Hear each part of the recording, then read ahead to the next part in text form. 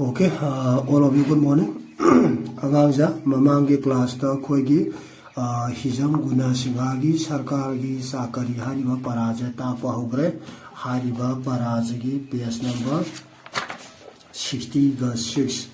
page number 60 ga 6 gi ahanba paragraph loigre aduna ngasi kainojigi YouTube channel sigi waina makha sathara kadori bajina page number 66 gi second paragraph tagi lakadaba aduna mona yangasi loina na mona taraje paraje khoi wari nina kaishu thoidona aruba haibadasu woidre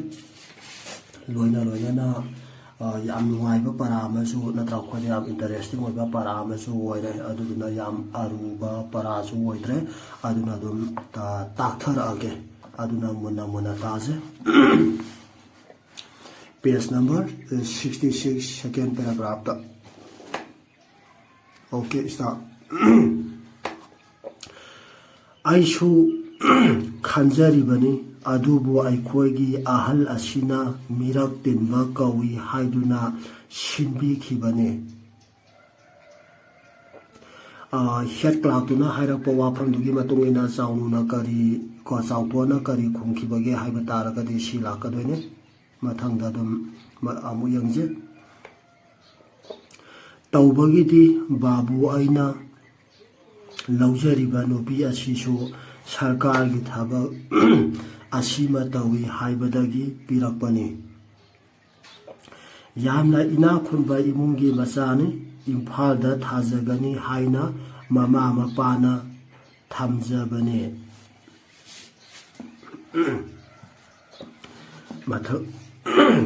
head cloud tuna hairapa wafam dugi matungina khoi sautona kari haina khumkhibage haiba taragadi hairiba singja khumgadoni hayang 3 marks ta piragana dum si sangna khumba yare aduga hangaiba mark dugi matungina dum khomo mark yamdana piragana dum 10 na khomo aduga mark 2 marks ta 3 marks ta piragana dum masigi paragraph matek si madum khumba yare next singaida sayaki mandela amu khinglakle sauton sayaki mana tana siangkhre samubada asumna tapira e kari haye haibado yangse sauton ngasidi nahak aikhoigi da yaudaba yadre aidi kauthonure singkhara khairugadaba leihaure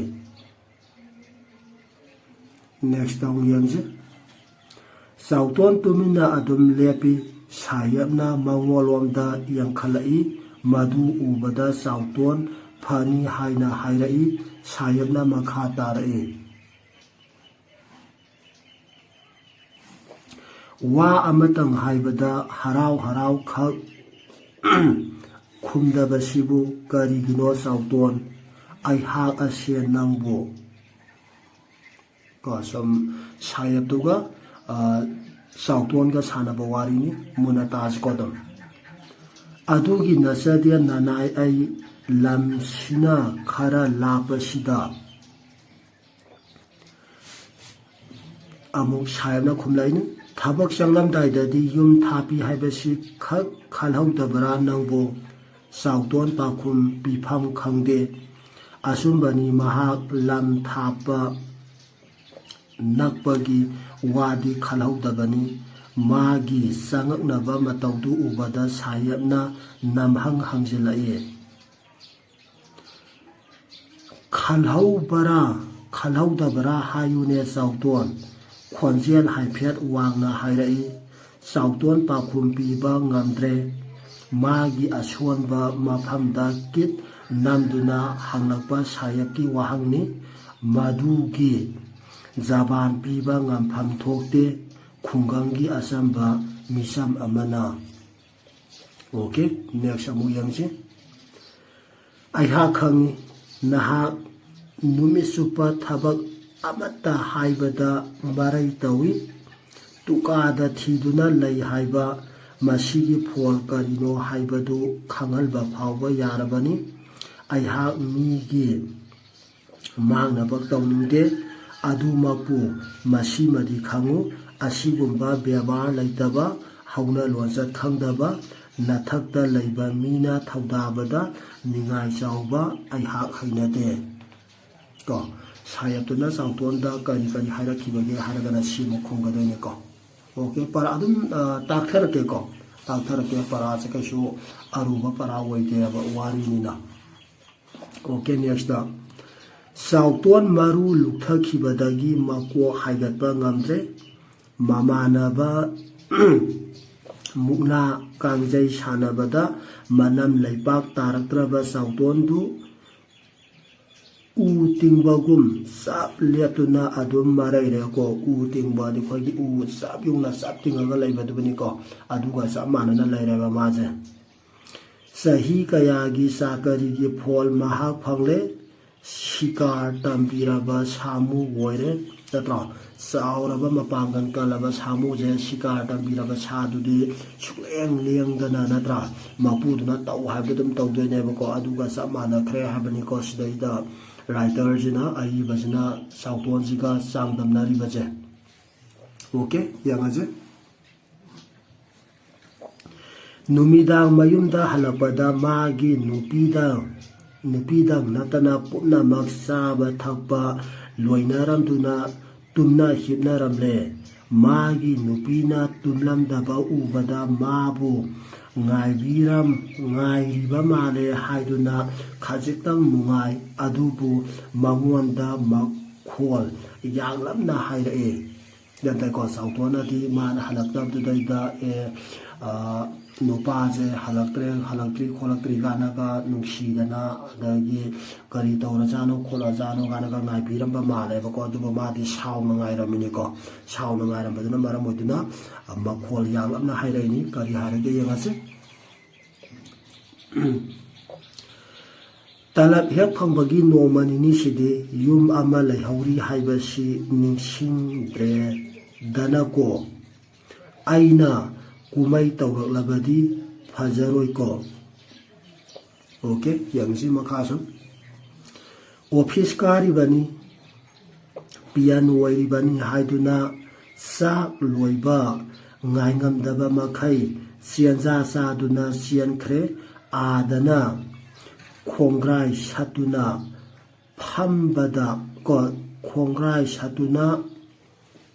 ꯐꯝꯕ ꯃꯈꯩ ꯐꯝꯂꯨꯔꯦ꯫ ꯊꯣꯛꯂꯛꯂꯒ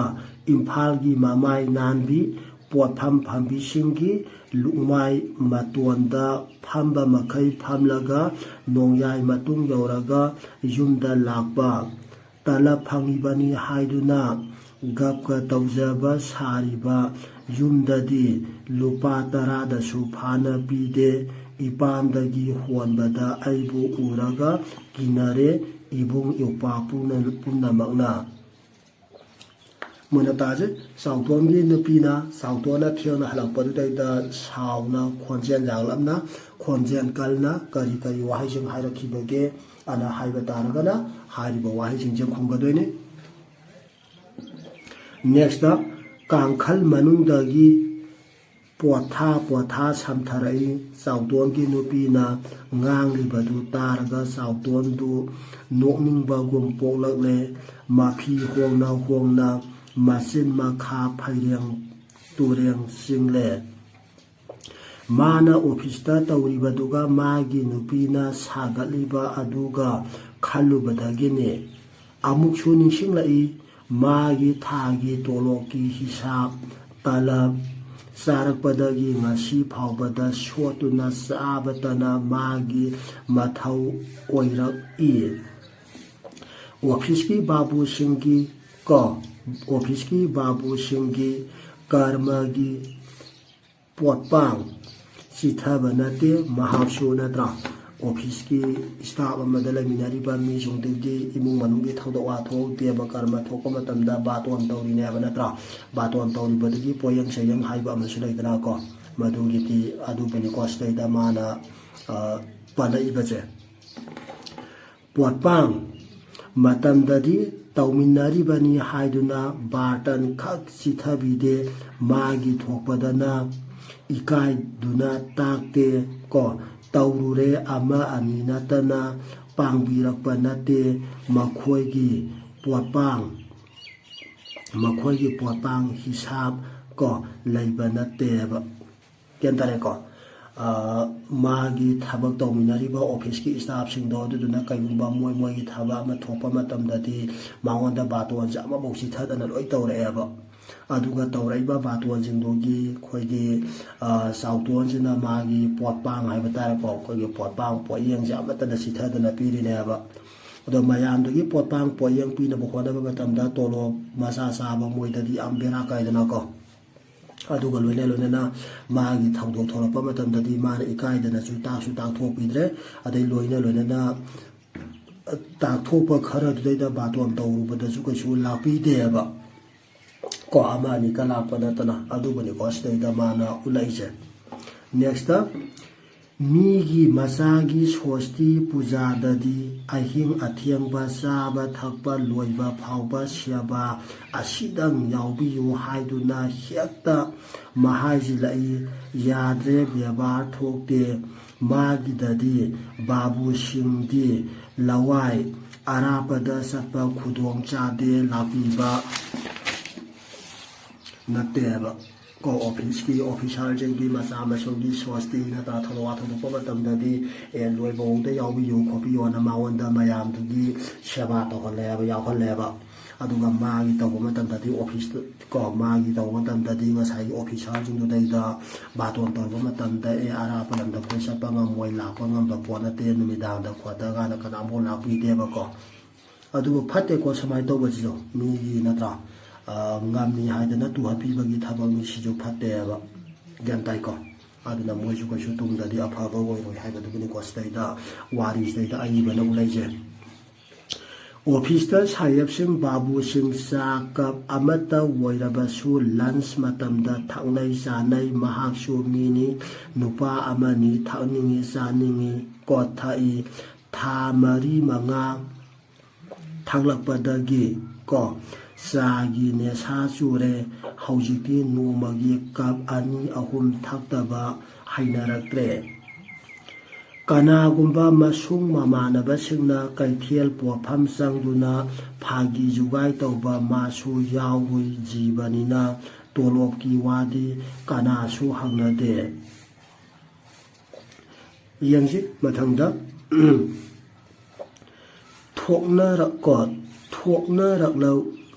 thokna lagadi mi ama woibagi sangda wanai masu mini ko ai baigi hisabda ngauba mi su nate madi ngauni ngai laite mayumda haire talab sarabani haiduna mapana tongan na pijare laikagi singyen sel sianthang mana pire khulgi kumai gi sianthang magi saruk tamle aduna khoigi yum kai palaba matungda khoigi tongan saba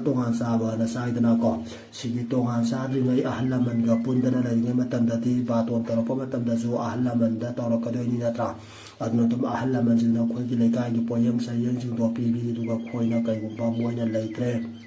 na dai sadre haima matamda no phado khoina puthopi bana traga so moina aya khoina ga enga sidi aingonda laire aingonda gi che pugro pi ro gana du baina ga pi ba khotba natana kaisu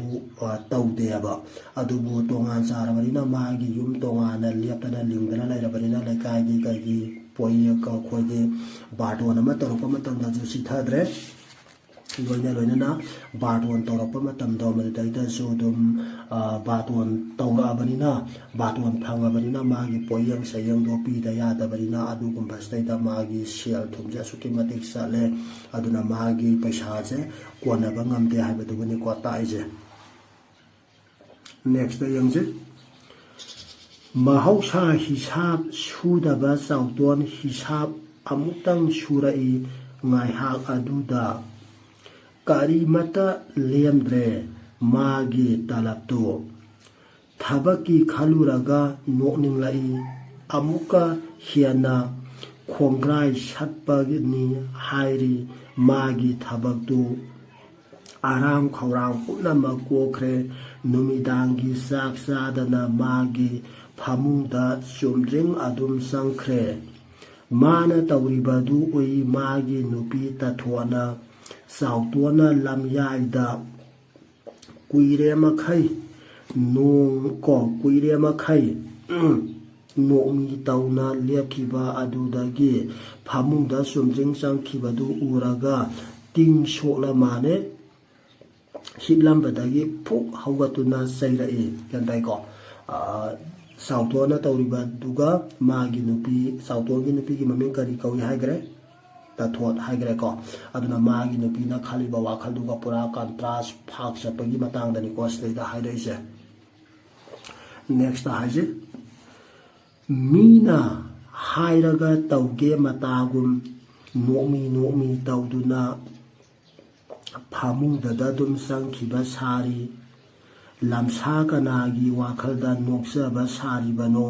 imphal nupi mainanbi kanagi da lu harakpage imungi saka saning tribo law kanaro yumda thillorao okay ko sauton gi nupi natra sauton gi nupi tathona sauduna sauton da kari hairakibage haiba taragadi si khumgadoini ko next song thorakle tathot phamungdagi jugot wayong chadraba aphotpa mafi phanyak semjiladuna magi ting sopa matang thoramane magi mataudu ubada sautuana hienadum nokning nakle sauning badi lairaduna adubu nokpa yaba matang natre haibadi masu khangle maramdi tathot sumna phamangda song thorakpadagi hianduna magi hidan macha aduda khaliba kangkhalna singbadu taphoi phoidaleba ko sauningbala hemangidana ko kanghan ka do loinbo shagai pa phoidalapa duni ko jantabra isisina tumjariba pikliba angang du masa saga laktuna simkhalaga managanda hunghat poina pokhale ko managanda koi ko langkhat poi ka do boi to buni ko hunghat poi haje asida sunate tathot masa adu siang khaiba gum nikle haini hairoi khangdana mapuroi babu saiba hawre ko sauning bani hela maladi khoje isaga je thakata ningleidana ko gyaman ta dabado adumai ta dana tathose ko sauning bani hamadana masa je siang khaiba gum ni aduga haini hairoi hai khangatre ko dana asaubu sna ko hela de aduna doctor kamalgi madadi da hairame asau babu mikup amatang phatha banga magadi tungda tholakadaba khudongkiba chama dagi kanbanga men hai aduna sauringai matamda ko yarigai wangangdaba sauragadi tuminne lai thopa wangangdaba jandai ko sauragadi haini haroi khangdeba haini haroi khangdabaduna aduna tungda amangba waireba ko aduna sauragadi wangangdaba tuminne lai baje masina khwaidagi phaba best policy ni aduna nisdaida haireise asida sunate tathot masa adu siang khaiba kum nikle haini hairoi khangdana mapuroi babu saiba haurakle haiba ama hairije aduna ko yensi next page number 69 da dum paraje khara sangbadi sange sangba taraga ju wari ni natra wari ni aruba parachu natra koigi sairiyani kani haiba taragadi magi explain tawni haiba tu laite do masagi wari paring da lak parina dum takthar age loisana ji ko paral sigi paraj mangase paraje kasu kana tawdreba ludreba okay matham yangji sauton mataudu uraga tapna hairai ngai khone ta thot karino nangna tawribadubu ngaurabra nahapo ko adubu khoina masidagi khange sauton je khoigi aphingba ko nupadaju aphi maphai tawba gyan tabra ta myanman ta dana nupi da ge ta phuba saiba mema ko kai gumba ma tawra ga jo office ta kai dana traga jo la khogi shawing na kai na yumda halaga yumgi nupi amang da taina ba nupa du di natre ko mabuk mara ta ba nupani haibasti koina khange ko masidage aduna nistai da hareje sauton mataudu uraga tapna hairai ngai khone ta thot karino nangna tawriba dubu ngaurabra nahapo aina hairibasi amukta ta kho haime migi pot khongda phamubadi lairaduna yumda yauraklibasi phauba onthokna wana yauraklabani haidokadauba bu ikai nangwanda ima khoi baji khoi taraga ai khoi pu yamna noknaragani aina haiba se ta kho sumi nangna haibado ayukta sak sianja saduna siali hairiba siandaba yadaduna tawribani haidokpa ikai ai khoigi sayaki masa adu school da thinba ko nangloi haiduna sialebaneba ko yamna phajagre yamna thamoi sokpa wani natra sautona office tagi saksaba nangboy nangdaboy sianja sialibadugi maram karigino haiba taragadi moigi office ki sayatugi masa adugi school satpa nanglaroyana sialibanena khungodoni ko yamna koigi hasokin oiba sentimental oiba paragraph ni wahi pareng ni monetaje talab ki paisa ningthina pisilakte haibadu haujiki matamda lupa samaga tararom asina kari konagane jantara aduna hauji sautona phangiba tolop se lupa samaga tararom khaktaneba aduna samaga tararom khoi haujikta haragana khoi lupa samaga tararom je khoina haujikta haragana kari harani khoigi lupa lising tara kun phangbasiga manarakadoini ko haujiki matamdugi lupa lising sorry matamdugi 110 haibadi lupa samaduga haujiki matam lupa lising tarau ka manarakadoine ba haujiki paisa gi belu je laitre aduna ni ko state da hajiduna hauji lupa lising tarau phangbaje kyamuk shena ba kwana dre na ko posai tangak panina aduga ni ko state da manaraije Shashti puja aduda kaya yamna sangki nahaki laikanabada kaya puthaki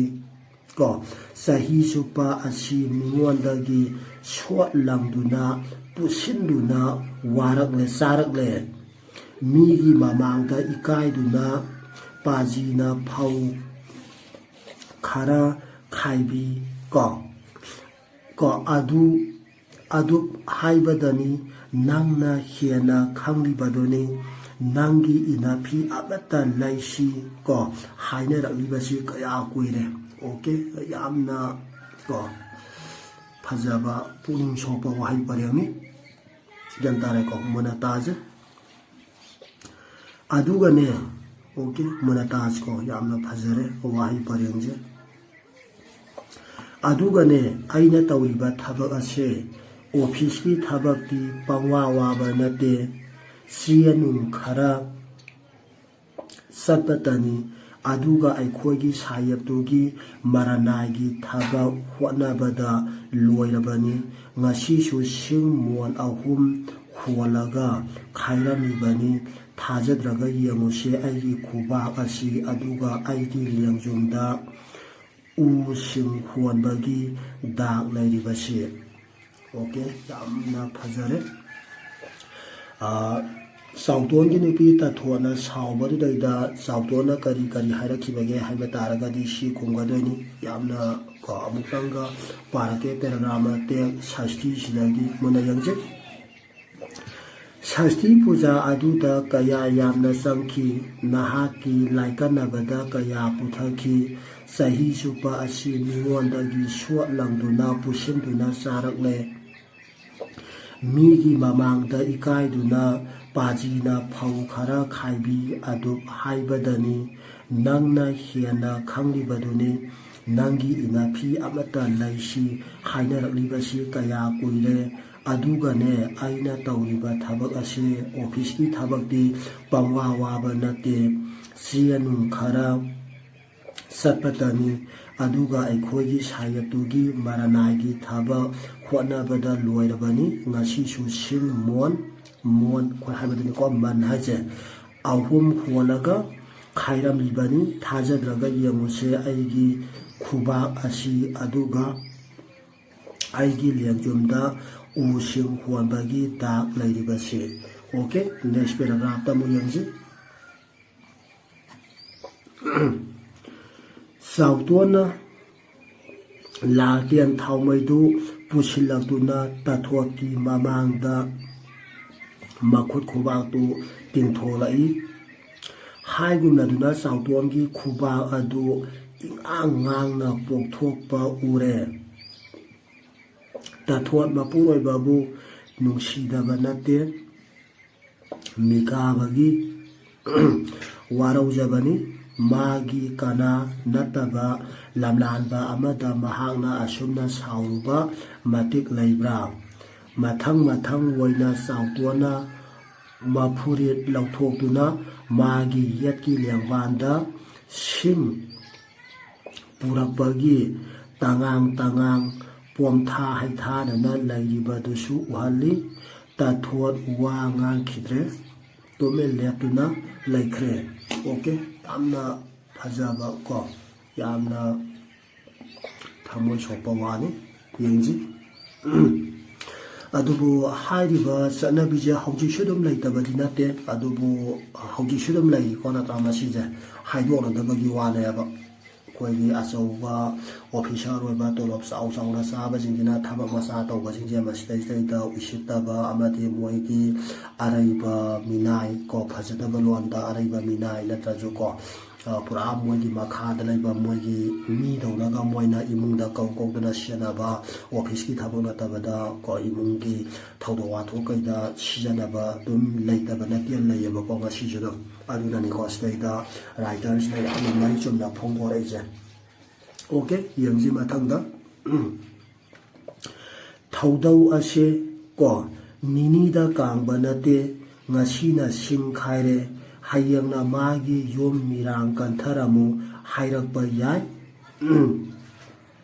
laurok panthada phau yaira ko piakpa khonba yaurakani adubo aishu nupa amani na makhoibu khanghan amuka parke ko thaudau ase nini da kangba nate ngasina sing khaire hayangna magi yom mirang kantharamu hairakpa yai lawok panthada phau yaira piakpa khonba yaurakani adubu aishu nupa amani na nakhoibu khanghan gadaba phau ikai Nangonda phauba ikaiba aigi thabak mata asida atopa kanada aina ikai roidoribano ai hakna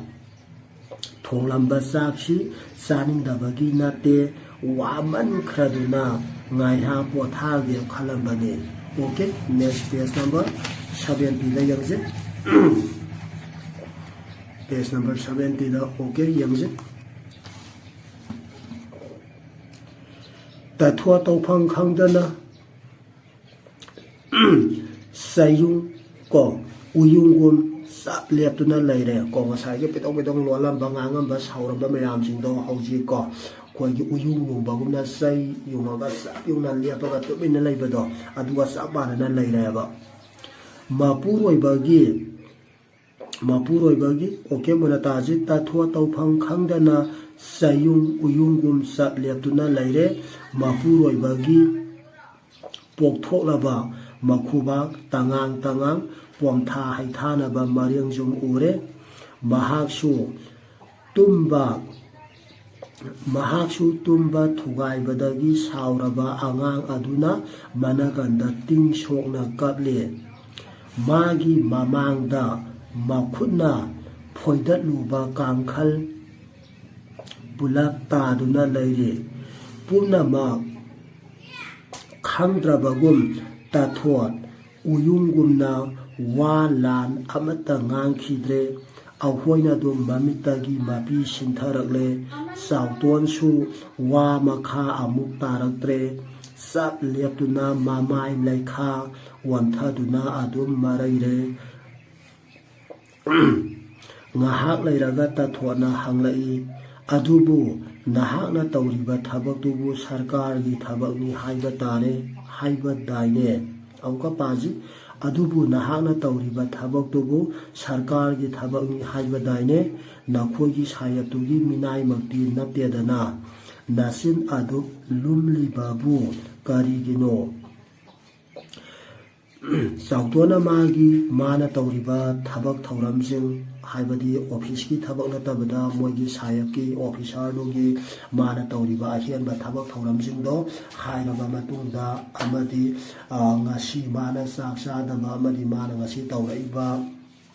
magi makhutta popthopa kaidoba managa na pongkhaliba popthaiba mayamjingdugi wari loinaba liraba hairaba matungda magi nupi ta thona kari hairakibage kari khumlakibage haiba taragadi sikhumgadoini ko adubu nahana tawriba thabaktubu sarkargi thabakni haiba daine nakhogi sayatugi minai makti natedana nasin adu lumli babu kari kino sikhumgadoini ko okay next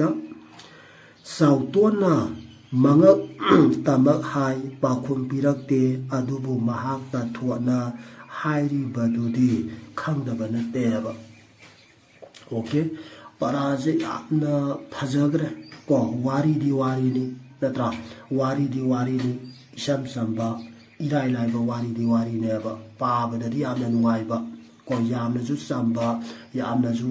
lai ba yamna ju nuai ba adu wari jina khoida piri ba magi moral ko wari jina khoida piri ba moral wari ji manunda piri ba sentence idea nungi wakhalon je masi asuki matik phajakre gendare ko apa ba atak ba ingonda boda kapning ba phawe ba gendare ko aduna gendare ko minungsi khangda ba haiba ji jo phatte natra ngami haidana aina angamba mi jingda tu happy ba ji jo phatte ba natra dharma nate aduna hayana khoiju asawba mi waina pa yai gyanta bra asawba mi waina matungda sigi sana bi jingje noju satta batai ko gyanta bra like ta mi jingje sugumba moral jingji da makta ne ba natra aduna si khangna sa si ko natra yamna ta ba da nuai te ba hauji judum thokta ba nate thoi ba ne ba ko aduna okay tamiba parajigi magul ngakse siang hairabada okay yama kha mu yamje nainabagi saruk siga takthage aduga nainabagi saruk siga taktharba matungda khoige aruba wahigi wahan dokta yangji sakari haragadi awaman phangduna thabak tauba next shikar tambiraba hairagana hairiba makhai yaraba next dasa tagali haragadi awaba nangali haibani next sianza saduna hairagana hatu saduna misik mirau kon ta da ba hairagana asik ba haibani gap tau ba hairagana wajaw ngangba zaban hairagana wangang haibani hisab hairagana sian pa ba haibani next manam laibak taraktraba hairagana maikhiraktraba haibani next karma hairagana thabak hairagasu yare natragana thaudok hairagasu yare samaina ani piba singti noina khumningba amamang khumo kaisu kaide ko mathangda ai bai hairagana saga sading haibadi thamada haptamda thakai nomada kaya lapa nomada sading kya tawba adubani ko next ting sokla mane haibadi thawai sokpa woira mane haiba next kang ba hairagana sarak siba next silumba hairagana wangangandaba okay loire ko hauji yangji okay munataje ngasi waina hauji khoi hijam guna singagi sarkargi sakari ko khoi sarkargi sakari tarani thoi suba para sarkargi sakari hijam guna singha lore aduna mathangi damu khoi tara humdoi suba para izat hairiba ko izat kaisam Priyo Kumar Singhagi Ijat Hariba Parase Masidaida Mu Makha Lautharasi Ngasidi Farak Tarani Aduna Loisanji Adubu Sana Hagadabadi Parase Muna Taro Adagi Gyan Tadaba Yauragas Dum Hayagugal Miki Class Tadum Hango Jandareko Loina Nadum Nuanastum Pazal Loinaba Pava Toba Hayabang Agani Haujitina Raduna Sanaju Pazaro Juanazaro Pare Nasi Loisanaji all of your thanks.